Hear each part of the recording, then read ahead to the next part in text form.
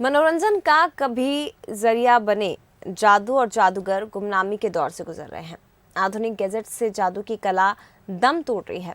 हालांकि कुछ हैक हैं जो जादू की कला को जिंदा रखने की कोशिश कर रहे हैं, लेकिन सरकार की तरफ से कोई मदद ना मिलने से इस कला को बचाने में आजीविका पर संकट मंडराने लगा है। देखिए रिपोर्ट। 70-80 के दशक में मनोरंजन का जरिया जादू का क्रेज देखते ही बनता था।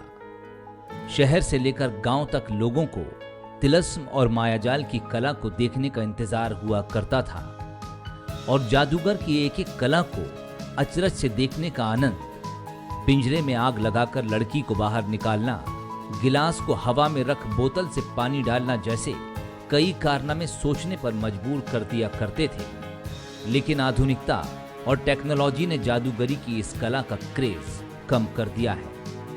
तो जब से मोबाइल टीवी आया है तो एक तो इसको भी ऑनलाइन में दिखाते रहता है कि जादू कैसे होता है, क्या है।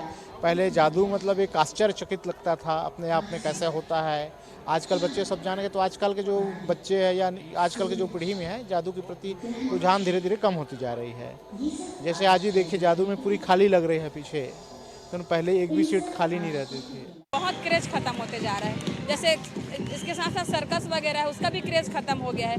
ये सब मोबाइल टीवी इन सब की वजह से, क्योंकि आज पहले मनोरंजन का साधन हुआ नहीं करता था, तो इन सब चीज़ों से आदमी मनोरंजन करता था। अब मनोरंजन के साधन बहुत ज़्यादा अवेलेबल हो गए हैं, इसलिए ये कम होते जा रहे हैं। मनोरंजन संस्कृति की कला को जीवित रखने के लिए जादूगर कोशिश कर रहे हैं। आधुनिकता के इस दौर में बच्चों और पढ़े लिखे लोगों को लगता है कि जादूगर बेवकूफ बना रहे हैं, जबकि वो कला का प्रदर्शन कर अपनी आजीविका चला रहे हैं। लेकिन बदलते समय के साथ अब इस कला से दाल रोटी की जुगत करना भी भारी पड़ रहा है।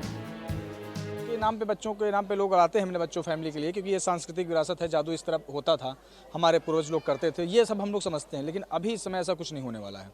तो बच्चों को लेकर लोग आते हैं, कुछ आते हैं, लेकिन अब कम लोग आते हैं, ये बात मानते हैं। क्योंकि पढ़े लिखे लोगों को लगता है कि जादू मदारी तमाशा क्या है, सब बेवकूफ़ बनाते हैं। देखिए, हम बेवकूफ़ नहीं बना रहे हैं, हम आपको सोचने पर मजबूर कर रहे हैं।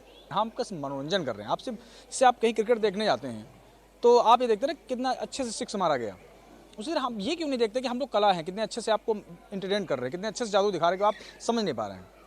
सरकार से हम यही चाह रहे हैं कि सरकार हम कलाकारों के बारे में सोचे। जैसे कहीं पे हॉल वगैरह होते हैं तो कुछ कंसेशन में हम लोगों को हॉल उपलब्ध कराए। इसके अलावा सरकार परमिशन हम लोगों का ईजी कर दे। हम लोग कहीं भी एक एप्लीकेशन लगाए, हमको वहाँ ईजी से परमिशन मिल जाए।